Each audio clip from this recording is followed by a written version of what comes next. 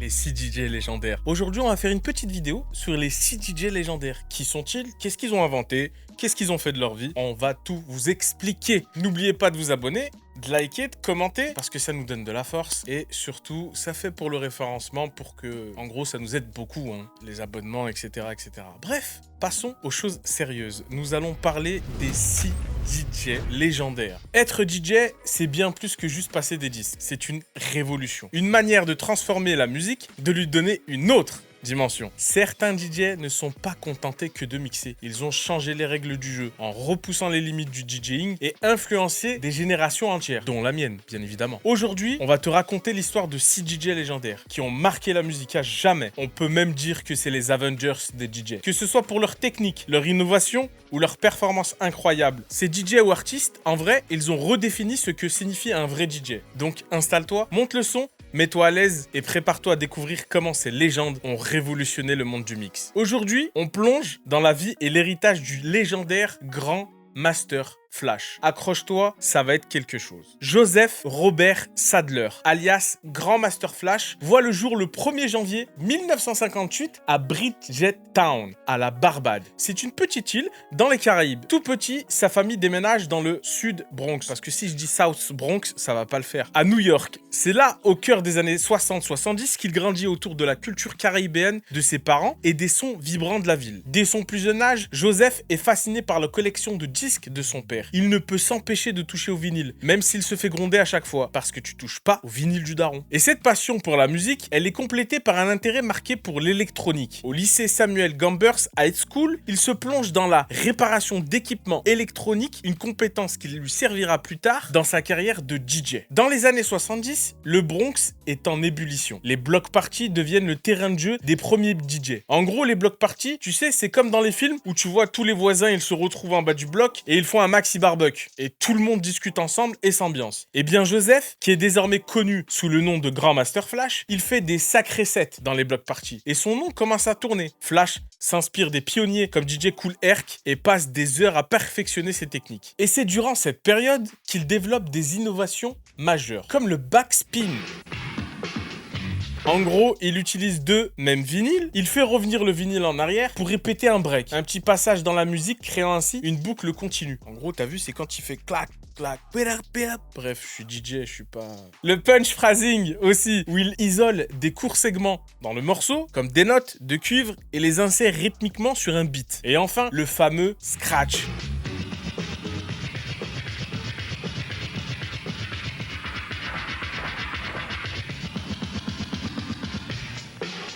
Bien que souvent attribué à Grand Wizard Theodore, Flash perfectionne cette technique qui consiste à manipuler le vinyle pour produire des sons uniques. Ces innovations transforment le rôle de DJ, le faisant passer de simple passeur de disques à véritable artiste créateur de sons. À la fin des années 70, Flash s'entoure des 5 MC talentueux: Mel Mel, Kid Creole, Cowboy, Mr. Ness, alias Scorpio, et Rahim, ou Rayem, je sais pas comment on dit, je l'ai appelé Rahim. Je l'ai rebaptisé le pauvre. Ensemble, ils forment Grand Master Flash and the Furious Five. Leur énergie collective et leur performance scénique électrisante les propulsent rapidement sur le devant de la scène hip-hop. En sachant que le hip-hop est là que depuis 1973. Et là, on est en 79-80. En même pas 10 ans, ils deviennent les pionniers du hip-hop. En 82, ils sortent The Message, un titre révolutionnaire qui aborde les réalités difficiles de la vie urbaine. Contrairement aux morceaux festifs de l'époque, The Message offre une critique sociale poignante, ouvrant la voie à un rap conscient et engagé. Malgré leur succès, le groupe fait face à des tensions internes et à des défis liés à l'industrie musicale. En gros, l'argent, les frères, le flous, la maille, draham, ça fait vriller beaucoup de têtes, et dont les membres du groupe. Ces problèmes d'argent vont engendrer des désaccords avec leur label, Sugar Hill Records, qui conduisent à des séparations et des recompositions du groupe. Cependant, la passion du Flash pour la musique reste inébranlable. En 2007, Grand Master Flash and the Furious Five sont intronisés au Rock'n'Roll Hall of Fame, une reconnaissance majeure qui souligne leur impact indélébile sur la musique. En 2019, Flash Flash reçoit le prestigieux Polar Music Prize, devenant ainsi le premier artiste hip-hop à être honoré de cette distinction. En gros, c'est comme le prix Pulitzer pour les journalistes, ou bien le prix Nobel pour les scientifiques. L'influence de Grandmaster Flash dépasse largement les frontières du Bronx. Ses techniques de mixage et de scratch sont devenues des piliers du DJing moderne. Des générations de DJ et de producteurs s'inspirent de ces innovations pour créer de nouveaux sons et repousser les limites de la musique. Aujourd'hui, Flash continue de partager sa musique à travers des performances, conférences et des ateliers transmettant son savoir aux nouvelles générations et célébrant l'évolution constante de la culture hip-hop. De ses débuts modestes dans le South Bronx et sa reconnaissance mondiale, Grandmaster Flash incarne l'esprit pionnier du hip-hop. Son parcours est une source d'inspiration, rappelant que la passion, l'innovation et la persévérance peuvent changer le cours de la musique et de la culture. Et si Grandmaster Flash a révolutionné le DJing en transformant les platines en véritables instruments de musique, un autre pionnier de l'autre côté du pays s'apprête à changer la donne. Cette fois, direction Chicago, où un certain Frankie Knuckles allait poser les bases d'un tout nouveau genre musical, la house music. Francis Warren Nichols Jr., plus connu sous le nom de Francis Knuckles, né le 18 janvier 1955, encore une fois dans le Bronx, à New York. Dès son adolescence, il est plongé dans l'effervescence musicale de la ville. Avec son ami Larry Levant, il fréquente des clubs emblématiques comme The Loft et The Gallery, où il découvre les prémices de la scène disco. C'est au Continental Bath, club emblématique situé sous l'hôtel Asonia, que Frankie affine ses talents de DJ, captivant le public avec des sets mêlant soul, disco et funk. D'ailleurs, en tant que Lyonnais, quand tu regardes bien la funk, elle a tout donné à la musique. Tout le monde s'inspire de la funk et pourquoi pas faire une vidéo sur ça? Tu me diras en commentaire. En 1977, attiré par de nouvelles opportunités, Frank s'installe à Chicago pour devenir le DJ résident du Warehouse, un club fondé par Robert Williams. Et retenez bien le nom de ce club car il est important pour la suite. C'est dans ce lieu unique que son style émerge, mélangeant des morceaux de disco, de soul et de funk, tout en y ajoutant des rythmes électroniques innovants. Son approche révolutionnaire du mixage combine à l'utilisation de boîtes à rythme comme la Roland TR-909 qui donne naissance à un nouveau genre musical, la house music. Et le terme house est d'ailleurs dérivé du nom du club, le Warehouse. Je t'avais dit que le nom du club était important. Malgré l'enthousiasme du public, les débuts de la house music sont pas top. Après, tu connais, depuis le temps, tout ce qui est nouveau, ça a du mal à prendre. Et les maisons de disques traditionnelles hésitent à adopter ce nouveau son. Les clubs mainstream aussi jugent ça trop avant-gardiste. Mais Frankie, il a pas dit son dernier mot. En 1983, il ouvre son propre club, Power Plant, offrant un espace dédié à cette musique émergente. Sa collaboration avec Jamie Principle en anglais, parce que américain, Jamie Principle aboutit à des titres emblématiques comme Your Love et Baby Want to Ride, qui propulsent la house sur le devant de la scène internationale. Reconnu comme le parrain de la house music, l'impact de Frankie sur la musique électronique est incommensurable. En 1997, il remporte le Grammy Awards du meilleur remixeur non classique, une première pour un artiste house. La ville de Chicago honore son influence en renommant une portion de la Jefferson Street en Frankie Knuckles Way et en déclarant le 25 août Frankie Knuckles Day. T'imagines? En gros, le mec a une rue à son blaze et un jour dédié. Même Charlemagne qui a inventé l'école, il n'a pas un jour dédié pour lui. Bref, jusqu'à son décès en 2014, Frankie continue de se produire à travers le monde entier, inspirant des générations de DJ et de producteurs. De New York à Chicago, Frankie Knuckles a été le catalyseur d'une révolution musicale. Sa passion, son innovation et sa détermination ont façonné la house music telle que nous la connaissions aujourd'hui. Son héritage perdure rappelant que la musique est un puissant vecteur de transformation culturelle et sociale. Frankie a ouvert la voie en posant les fondations de la house music. Mais l'histoire ne s'arrête pas là. Quelques années plus tard, un autre DJ allait repousser encore plus loin les limites du mix et enflammer les plus grands clubs du monde direction l'Angleterre pour parler du troisième Avengers de DJ, j'ai nommé Carl Cox. Carl Cox, né le 29 juillet 1962 à Oldham, dans le Lancashire, en Angleterre. Issu d'une famille originaire de la Barbade. Wesh, tous les DJ sont de la Barbade ou quoi? Il est bercé dès son plus jeune âge par les rythmes soul, et tu n'auras deviné parce que qui dit soul, bah y a funk qui va avec. À 15 ans, il acquiert ses premières platines et commence à animer des soirées. Il se fait rapidement une réputation dans les clubs locaux. Passionné par la musique, il abandonne ses études en ingénierie électronique pour se consacrer pleinement au DJing. À la fin des années 80, Carl Cox est au cœur de l'explosion de la scène. Il se distingue par ses maîtrises techniques, notamment en mixant sur 3 platines simultanément. Une prouesse rare à l'époque qui est devenue presque banale maintenant. Et je vous rappelle qu'on est en fin 80, début des années 90. Son style énergique et sa capacité à fusionner différents genres musicaux le propulsent sur les devants de la scène électronique. En 91, il sort son premier album, I Want You, sous le label Perfecto, qui atteint la 23e place des charts britanniques. En 2001, 10 ans plus tard, Carl Cox entame une résidence au légendaire club Space Ibiza. Pendant 15 ans, je répète, 15 ans, ces soirées Music is Revolution deviennent incontournables, attirant des clubbers du monde entier. Sa dernière performance au Space, en 2016, est un événement marquant, clôturant une ère emblématique de la culture club d'Ibiza. Au-delà de ses performances, Carl Cox est un véritable pionnier. En 99, il fonde son propre label, Intech Records, soutenant de nombreux artistes émergents et contribue à l'évolution de la scène techno. En 2018, il lance un nouveau label, Awesome Sound Wave, dédié aux artistes se produisant en live. Faut vraiment que j'arrête les vidéos où il y a des titres en anglais, parce que là, ça va vraiment pas du tout. Mais bon, bref. Toujours en quête de renouveau, il explore de nouveaux horizons, en intégrant des performances live à ses sets, comme en témoigne son album Electronic Generation, sorti en 2022. Avec plus de 3 décennies de carrière, 30 ans pour ceux qui ne savent pas ce que c'est une décennie, Carl Cox reste une figure emblématique de la musique électronique. Son humilité, sa patience et son dévouement inspiraient des générations de DJ et de producteurs, que ce soit sur les scènes des plus grands festivals ou dans des clubs intimistes. Il continue de partager son amour pour la musique, rappelant que l'essence du DJing réside dans la connexion avec le public et la célébration de la vie. De ses débuts modestes en Angleterre et son statut de légende mondiale, Carl Cox incarne l'évolution et la résilience de la musique électronique. Son parcours est une source d'inspiration, démontrant que la passion et l'innovation sont des clés d'une carrière durable et influente dans l'industrie musicale. Carl Cox a imposé son style unique et son énergie explosive aux 4 coins du monde. Mais dans l'ombre des clubs et des raves, un autre maître du mix poussait encore plus loin les frontières du son. Cette fois, direction Détroit, berceau de la techno, pour parler d'un véritable architecte du futur. Un DJ visionnaire qui a transformé le genre en une expérience cosmique. J'ai nommé Jeff Mills. Et Jeff Mills est notre 4e Avenger des DJ. Né le 18 juin 1963 à Détroit, Michigan, Jeff Mills est rapidement immergé dans la scène musicale, florissante de sa ville natale. Au début des années 1980, il adopte le pseudonyme The Wizard et se fait connaître pour des performances DJ innovantes sur des ondes des stations de radio locales. WDRQ et WJLB. Son style distinctif mêlant bass juggling et scratching captive les auditeurs et met en lumière des artistes techno émergents tels que Derrick May, Kevin Sanderson et Juan Atkins. En 1989, Jeff cofonde le collectif Underground Resistance avec Mad Mike Banks. Ce groupe adopte une esthétique militante, apparaissant en public vêtu de masques de ski et de combinaisons noires. Tiens, ça me rappelle quelqu'un ça.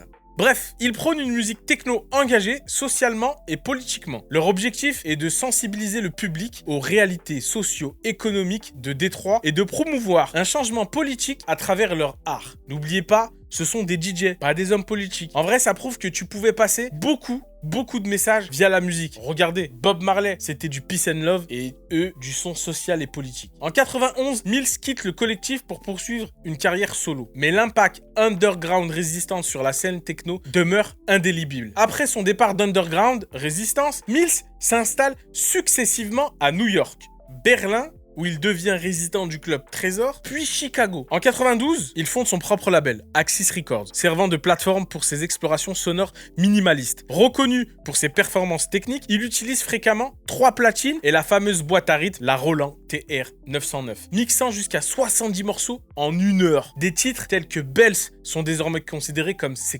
classique du genre techno. La fascination de Jeff Mills pour l'espace et la science-fiction transcende sa musique. En 2000, il compose une nouvelle bande-son pour le film Metropolis de Fritz Lang, démontrant son intérêt pour les œuvres futuristes. Sa collaboration avec la NASA aboutit en 2017 à une série radiophonique en 6 parties intitulée The Outer Limit, diffusée sur NTS Radio. Ce projet explore les liens entre les musiques électroniques et l'astronomie, offrant aux auditeurs une expérience sonore immersive, inspirée des mystères de l'univers. Le mec, son CV, il a fit avec la NASA. Est-ce que vous vous rendez compte? Il a fité avec la NASA. En vrai, il a fait un carte fin de carte, Jeff. Mais au-delà de la musique, Mills s'investit dans des projets artistiques multidisciplines. Il a créé des installations audiovisuelles, notamment Critical Arrangement, présentées au Centre Pompidou en 2008 où il expose les interactions entre son et image. En 2017, son influence culturelle est officiellement reconnue lorsqu'il est promu au garde d'officier de l'Ordre des Arts et des Lettres en France, soulignant son impact significatif sur la musique électronique et les arts contemporains. Il a eu plus de distinctions en France qu'aux States. De ses débuts dans les stations de radio de Détroit à ses collaborations avec la NASA, Jeff Mills incarne l'innovation et la vision artistique dans la musique techno. Son parcours illustre une quête incessante de repousser les limites de sa créativité, fusionnant musique, art et science pour offrir des expériences uniques et avant-gardistes. Jeff Mills a propulsé la techno dans une autre dimension, fusionnant musique et science pour créer des expériences futuristes. Mais alors que Détroit continuait d'innover, une révolution électronique se préparait de l'autre côté de l'Atlantique. Cette fois, direction la France, où deux mystérieux producteurs allaient redéfinir la musique électronique et conquérir le monde. Voici les 5e Avengers. Ils sont deux, j'ai nommé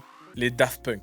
Thomas Bangalter et Guy Manuel de Homem Christo, il est Chirlon son blaze. Les deux se rencontrent en 1987, alors qu'ils sont en classe de 4e au lycée Carnot à Paris. Partageant une passion commune pour la musique, ils forment en 1992 un groupe de rock nommé Darlene, aux côtés de Laurent Brankovitz, futur membre de Phoenix. Leur premier maxi, également intitulé Darlene, reçoit une critique du magazine britannique Melody Maker, qui qualifie leur musique de Daft Punk idiot. Plutôt que de se décourager, Thomas et Guy Manuel adoptent cette expression pour nommer leur nouveau projet électronique Daft Punk. Ouais, les cousins, ils sont pas partis chercher loin sur leur blaze. Maintenant, à voir est-ce que le journaliste qui leur a donné leur blaze, les Daft Punk, il a pas demandé des droits d'auteur. Parce que, voilà, tout est faisable. Bref, revenons-en à nos moutons. En 93, lors d'une rave party sur le toit du centre Beaubourg à Paris, Daft Punk rencontre les responsables du label écossais Soma. Cette rencontre aboutit en 94 à la sortie de leur première maxi 3 titres, The New Wave. Cependant, c'est en 95 que le duo connaît son premier véritable succès avec le titre Da Funk. Ce morceau attire l'attention de la maison de disques Virgin, avec laquelle il signe peu de temps après. Le titre, tu le connais, obligé. Va l'écouter, parce que je peux pas te le mettre par rapport aux droits d'auteur sur YouTube. Ils sont intransigeants dessus. Désolé le sein, mais va l'écouter, tu vas t'en rappeler directement. En 97, Daft Punk sort son premier album, Homeworks, caractérisé par une fusion innovante de house, techno et encore une fois de funk. Des titres comme Around the World et Da Funk deviennent des hits internationaux, propulsant le duo sur la scène mondiale. Le succès de cet album contribue à propulser la French Touch, mouvement de musique électronique française et l'influence de nombreux artistes à travers le monde, comme Bob Sinclair, David Guetta, DJ Medji, etc. Après, si tu veux une vidéo sur les DJ French Touch, tu me dis en commentaire, nous Soussaï, on la fera. En 2001, Daft Punk revient avec l'album Discovery, marqué par une orientation plus pop et disco, des morceaux tels que One More Time, Digital Love et Harder, Better, Faster, Stronger. C'est également à cette période que le duo adopte son image iconique de robots casqués, cultivant ainsi un mystère autour de leur identité et renforçant leur notoriété mondiale. Et on sait de qui ils se sont inspirés. Casque de ski,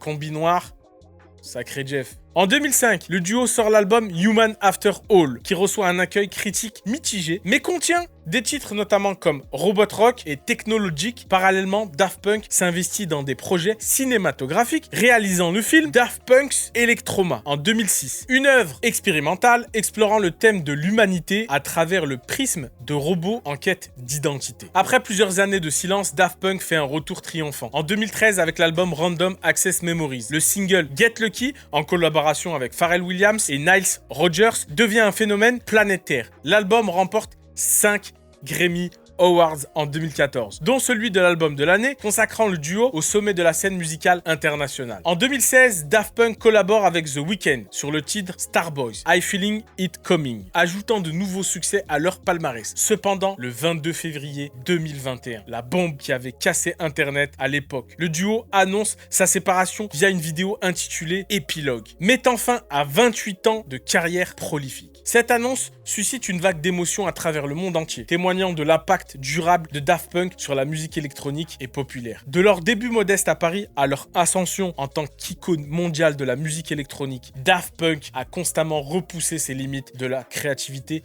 et de l'innovation. Leur héritage perdure, inspirant des artistes et des fans à travers le monde. Daft Punk a transformé la musique électronique en phénomène mondial, imposant un style unique entre machine et humanité. Mais pendant que la French Touch explosait, un autre artiste, loin des paillettes et des stades, révolutionnait discrètement le hip-hop instrumental. Direction la Californie pour découvrir un maître du sampling, un alchimiste du son qui a redéfini le beatmaking, le 6e et dernier Avengers, DJ Shadow. Joshua Paul Davis, connu sous le nom de DJ Shadow, est né le 29 juin 1972 à San José, en Californie. Il grandit à Hayward, une banlieue de San Francisco, où il développe une passion pour le hip-hop et le sampling. Durant des années de lycée à Davis, en Californie, il commence à expérimenter avec un enregistreur 4 pistes et devient le DJ pour la station de la radio du campus de l'Université de Californie, KDVS. Et en vrai, à ce moment-là, quand j'écrivais la vidéo, je me suis rendu compte que toutes les stations radio en Amérique ont des lettres. Même nous, on a des stations de radio, on a des lettres. Je vais pas les citer parce que j'ai pas envie de leur donner de la force. Mais bon, bref. Revenons-en à DJ Shadow. En 96, DJ Shadow sort son premier album studio, Introducing. Cet album qui est largement acclamé par la critique. Cet album est notable pour être entièrement composé de samples, une approche révolutionnaire à l'époque. Il est même inscrit dans le livre Guinness des records comme le premier album entièrement samplé. Des morceaux comme Bulging Stream with a Grain of Salt illustrent son habilité à transformer des extraits musicaux en nouvelles composition immersive. Parallèlement à sa carrière solo, DJ Shadow collabore avec divers artistes et groupes. En 98, il produit Psysense Fiction, le premier album du projet Uncle aux côtés de James Level. Cet album présente des contributions d'artistes tels que Tom York de Radiohead et Mike G des Beastie Boys. DJ Shadow a également travaillé avec Zach de la Rocha sur le titre March of Death en 2003, une protestation musicale contre l'invasion de l'Irak. Au fil des années, DJ Shadow continue d'explorer de nouveaux horizons musicaux. En 2002, il sort The Private Press, un album qui élargit son spectre sonore tout en restant fidèle à son style de sampling distinctif. En 2014,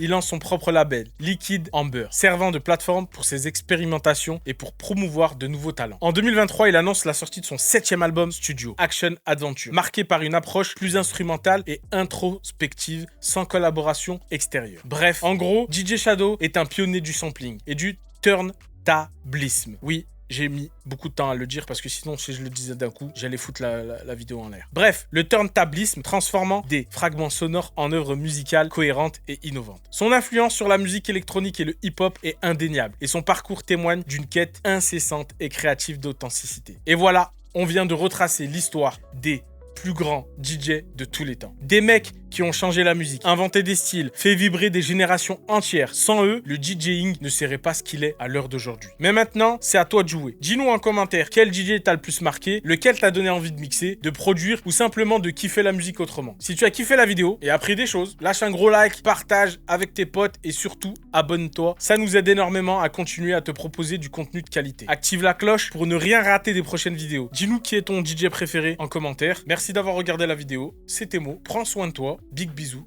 À la prochaine. Ciao.